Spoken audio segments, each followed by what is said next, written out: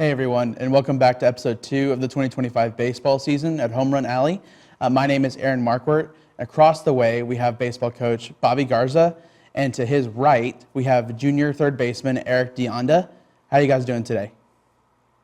We're good. Doing well. Good. Yeah, doing well. Thanks for having us. Yeah, absolutely. So Bobby, you guys are 18-8 on the season so far. So kind of give us a little bit of insight on kind of what's happened so far for you guys. Yeah, so we're 18-8 so far. Things are going well. We're in the beginning stages of Sooner Athletic Conference play, and we're pretty much right at the 50% mark of our season here in 2025. So the boys are going through some ups and downs, right? Just like every team across the country, whether it's injuries, illnesses, dealing with school and time management.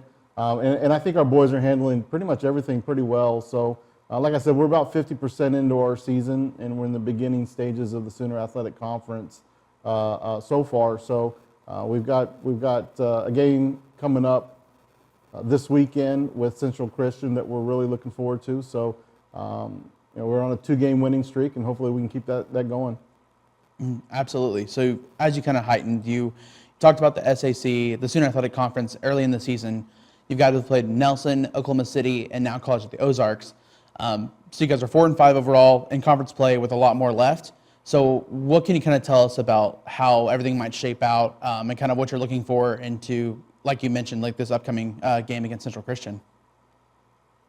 Yeah, it's really early in the conference play, so there hasn't been a whole bunch of movers and shakers. Time's going to tell on the separation, but what we can say about the Sooner Athletic Conference is that there is a lot of parity within our conference.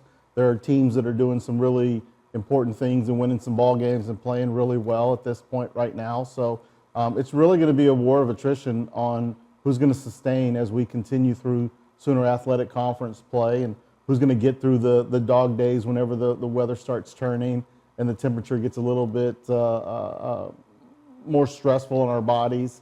So time will tell. I like where we are in our spot right now, and we've got to continue to play well and stay healthy. And if we can do that, we expect to be at the top. Yeah, absolutely. So you kind of touched base on in your first question. So it is the middle of the season.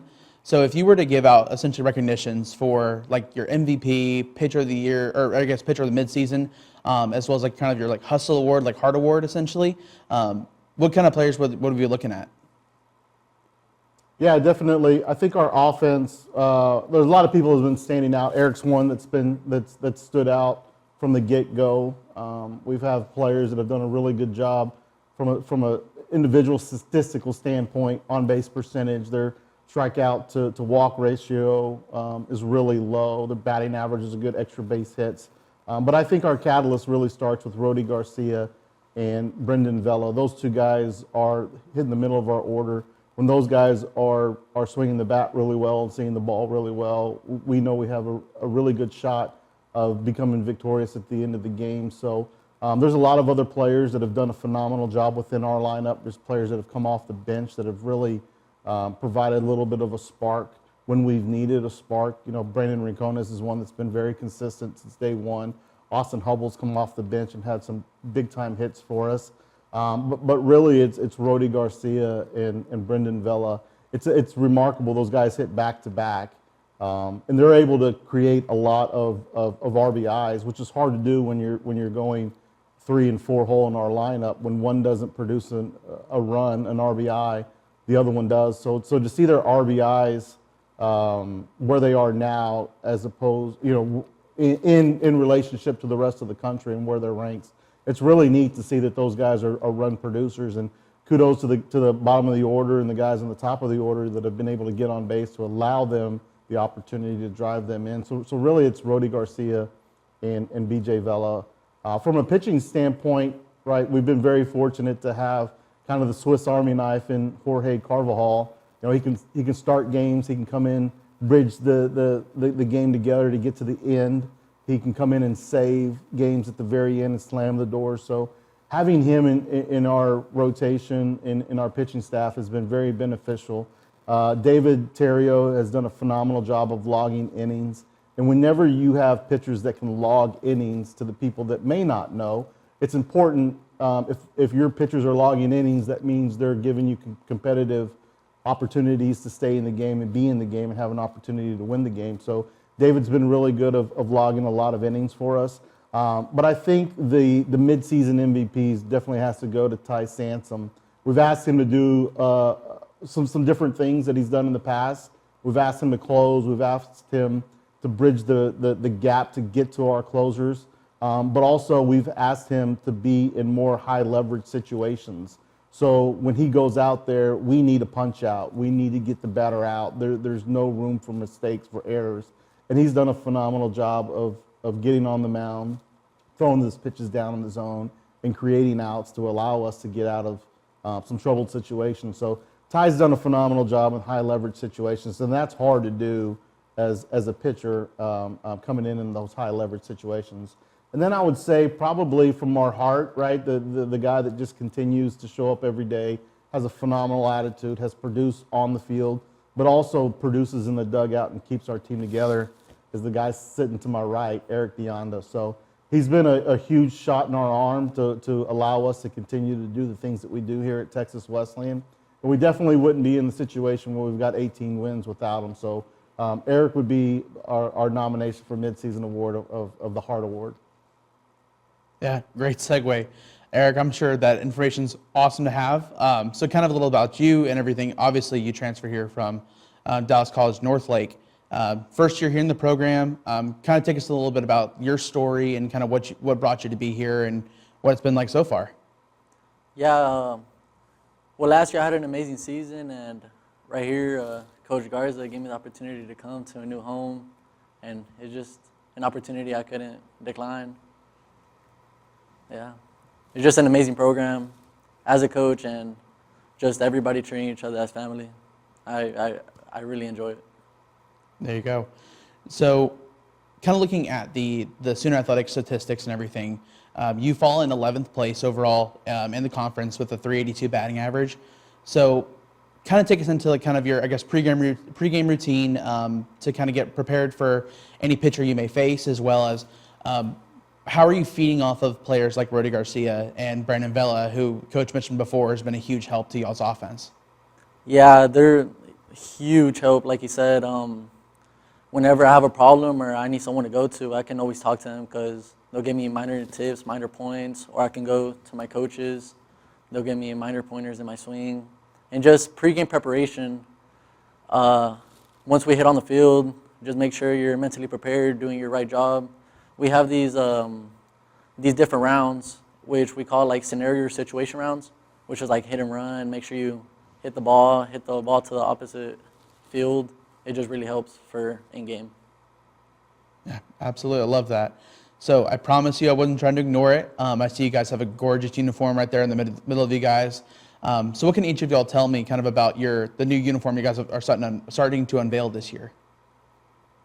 Yeah, definitely. So this is our Bloodline uniform.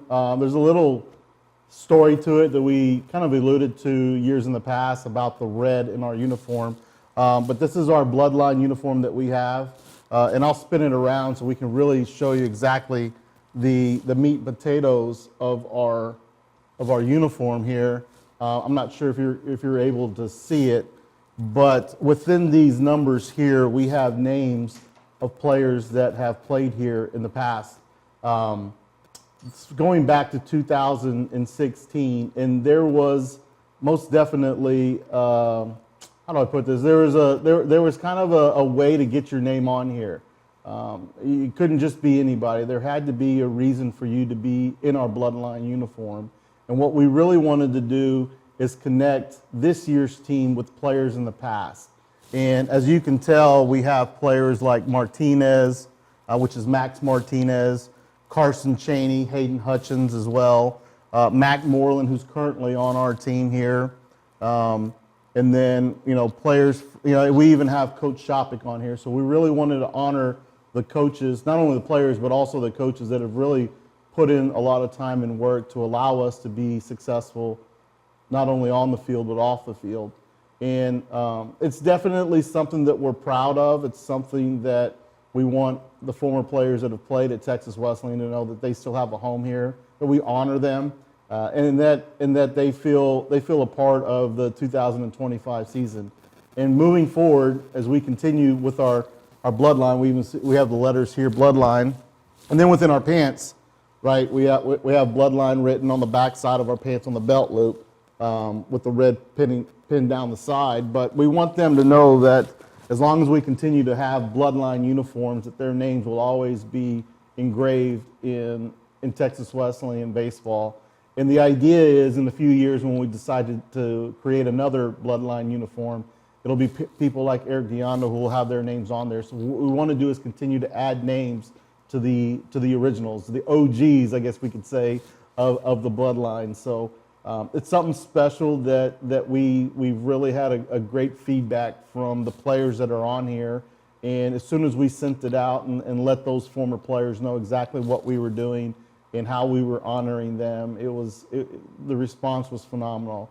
So much so that they were like, "Hey, Coach G, how can we get a uniform ourselves? We want to buy one. We want to help."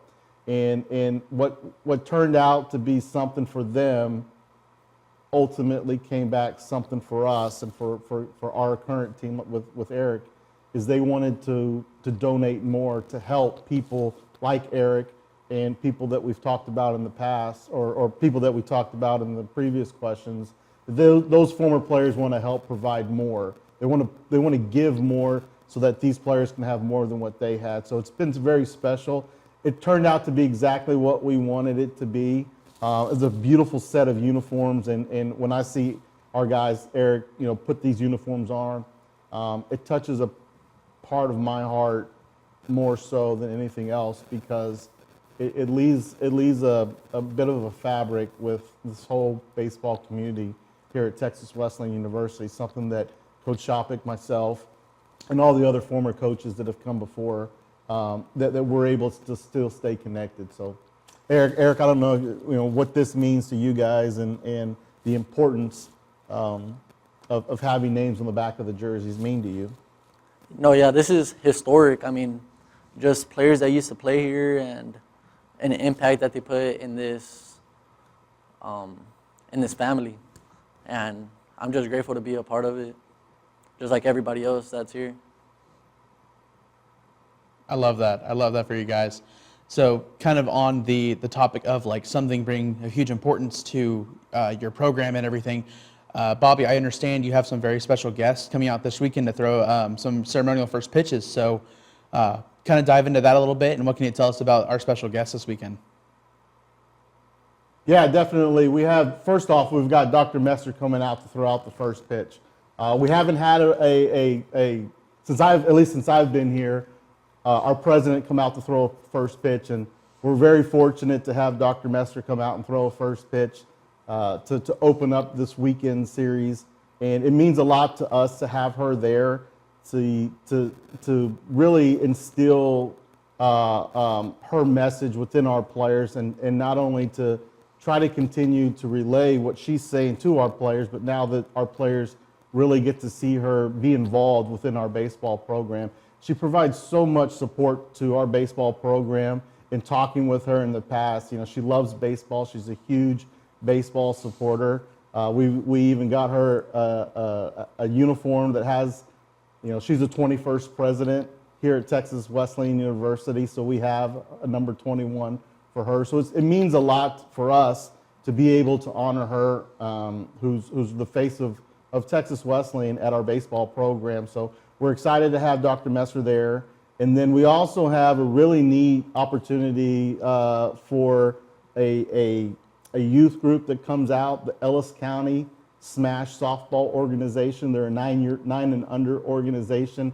They're going to come out and throw out a first pitch. And we've, throughout the last 5-6 months, been able to create a relationship with Zach and Amber, Aaron and Brooke and Greg as well, and you really get to know what they're about and what they're trying to do within our youth with the girls in the Ellis County, and creating a safe environment for the girls to get together and play softball and really grow. Kind of the same thing that we're trying to do with our players. They're doing it at the softball level for 9 and under. So they're going to come out and throw a ceremonial first pitch. The whole team should be here. They'll be in uniform. It's going to be really neat. Great opportunity for them. But more so, it's an opportunity for us as Texas Wesleyan baseball to say, hey, we recognize what you're doing. We see what you're doing. We support you 100%. And we're looking forward to having the success, to see the success that you guys are going to have. And I do believe at the last tournament that they played in, which is they haven't played in very many, they wind up taking the third place trophy, which is really, really important because as you transition from 8 and under to 9 and under, that's whenever the girls are starting to pitch, and it's a very difficult transition. So we want to honor those girls and the coaching staff that comes out and come out and throw out the first pitch. So that'll be really fun going into this weekend. Yeah, I love that. I mean, I'd love to. I plan to make it out to the games, and so I encourage all of y'all to as well. I love that you're getting to kind of pour back into our university as well as getting to speak to the youth of today and getting to put them in the spotlight for a change. And so, but kind of in the topic of like implementing things into your own team and like into the people for the future, I understand that in the fall that you took your team out to go see You Gotta Believe. So I guess my question is, why to the movies, and do you have anything planned for this spring? Yeah, most definitely. You know, we've got guys like Eric that are coming in that really aren't familiar with our style of coaching in our baseball program. So what we wanted to do with people like Eric and all the new incoming students is to show a little bit of vulnerability of who we are. You know, we're just people. I put my pants on the same way that everybody else does, right? I'm no different. And what we wanted to do is connect our personal life. We wanted to connect that, the bridge the gap of the vulnerability between player to coach, and really just provide an opportunity. You know, I don't remember the last time I went to the movies, you know, at a movie theater now that with all the streaming devices or streaming opportunities that are out there. So we wanted to do something that was team related that could connect everybody together. And as this movie came out, it wound up being a movie that really detailed about Fort Worth and baseball. The team was here in Fort Worth, which is the West Side Little League, which is right down the street, but also one of the players played here at Texas Wesleyan University, and he was a catcher here. So being able to bring Michael Valdez back into our program and to have him speak to the players, which was something that we wanted to do, that touched so many different avenues of our baseball program, from alumni relations to being able to provide something different for the players, but also bringing the player and the former players together. So, Eric, you want to talk a little bit about, have you ever been to a movie theater with your baseball team? And you know, what was that kind of look like for you as we watched that movie and then being able to hear Michael Valdez speak? Well, no, I haven't actually been to the movies with the team. It was like honestly amazing. I mean, just for a first-time experience, it's something I'm gonna hold with me for the rest of my life. And yeah, the movie was amazing. It showed a really deep, emotional story of connecting Fort Worth and with baseball. And then with Michael, his story and how he came through baseball and what he does now is very amazing as well. Yeah, and we have one more thing in place that's set for this spring that the players don't know about. So this is kind of like what's the news alert or whatever it may be. Breaking news. Breaking news, right? We got breaking news, and Eric and you guys are going to be the first to hear about it. But we've got something organized right now that we're working on. We're in the final details of setting everything up, but we're going to try to take the boys to the 4-6s ranches in Guthrie, Texas. So the 4-6s ranches is a very historical ranch here in the state of Texas. Is one of the most well-known ranches in the country, and it goes back, you know, hundreds of years of the whole how the 4-6s ranches started. So we've connected with ownership there at the 4-6s ranches, and we're going to have a tour of the ranch, and the boys are going to be able to see so many different things of what true work outdoors at a ranch looks like. We're going to try to be able to meet and mingle with the veterinaries there on site and just kind of listen to what they do on an everyday basis, and really just to see a part of Texas that, you know, people from Fort Worth or people from the city, from Houston, Dallas, or even out of the country may not be able to get to see a part of a Texas that is so precious and so valuable to our state. So that's going to be something exciting that we're looking forward to in a few weeks, of being able to meet the people at the 4-6s and also really get to see the lay of the land there at the ranch. So that's something that we've got in the works in a few weeks. So we're looking forward to that.